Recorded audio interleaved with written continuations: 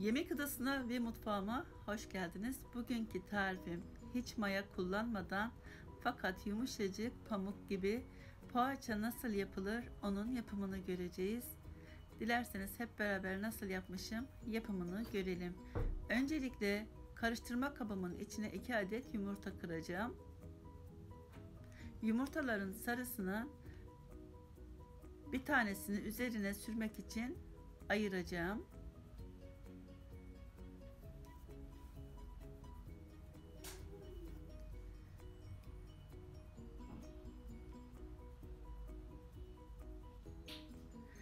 Bir tatlı kaşığı tuz, 2 tatlı kaşığı toz şeker ekledim.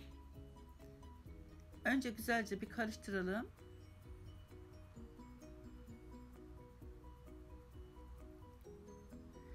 Bir çay bardağı 60 milimlik çiçek yağı kullandım. Karıştıralım. Bir su bardağı bardak ölçüsü 200 milim süt kullandım, ılık süt. Bir yemek kaşığı yoğurt kullandım. Güzelce karıştıralım.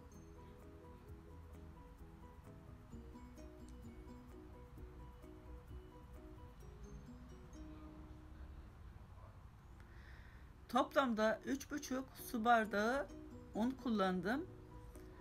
Bardak ölçüm 200 milimlik kullandığım unun bardak ölçüsü. Üzerine 1,5 paket kabartma tozu ekliyorum. Unun miktarı değişebilir markasına, kalitesine göre yumuşak bir hamur elde edeceğiz. Önce kaşıkla güzelce bir karıştıralım veya çatalla.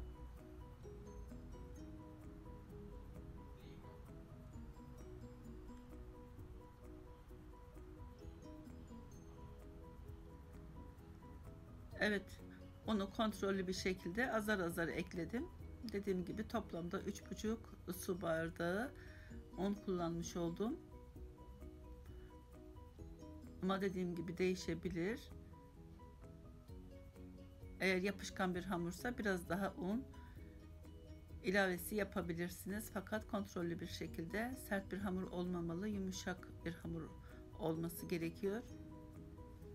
Evet, şimdi hamuru elimde toparlıyorum güzelce. Kıvamı da güzel.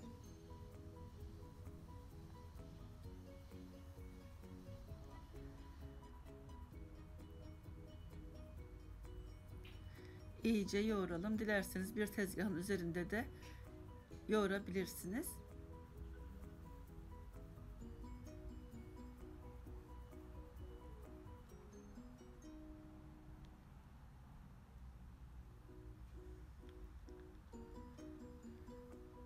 Evet, şimdi hamurumuzu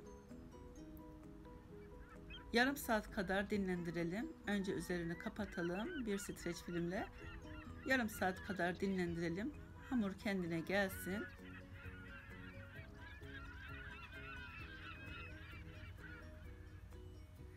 Evet, hamurumuz yarım saat dinlendi. Ben de orada peynirini hazırladım. Tam yağlı beyaz peynir kullanacağım içi için. Cevizden biraz büyük parçalar koparıyorum. Elimde güzelce yuvarlıyorum.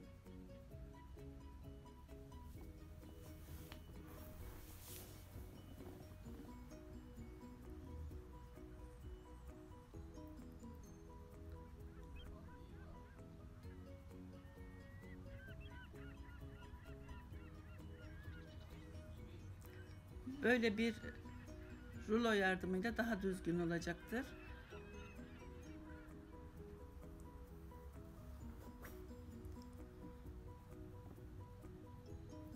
Dilerseniz de elinizle de açabilirsiniz, fark etmez. Yeteri miktarda içine beyaz peynir ekleyelim.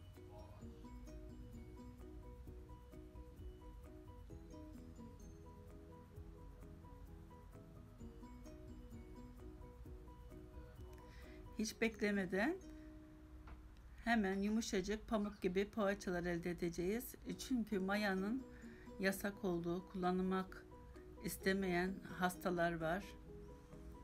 Mayayı kullanamayan insanlar var. Onlar için de gerçekten güzel bir poğaça tarifi.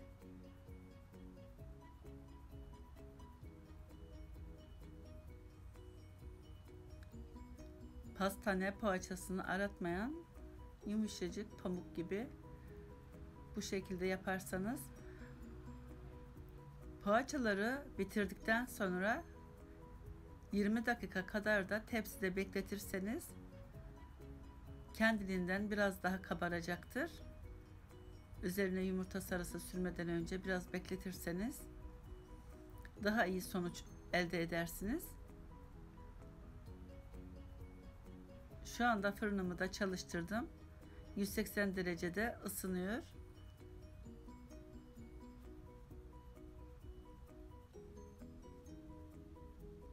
Evet, gösterdiğim şekilde yapalım.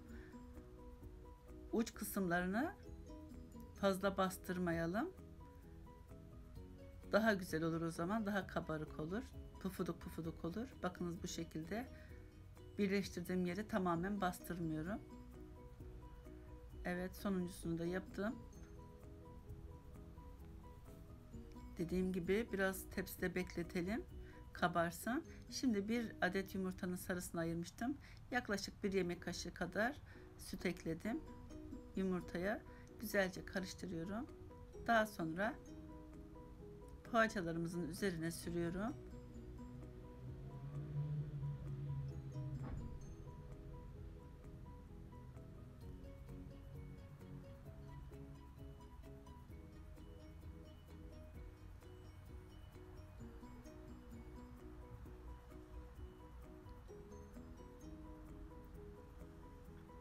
Bir adet yumurta yeterli geliyor. Üzerine dilerseniz çörek otu da serpiştirebilirsiniz veya susam. Sade de olur.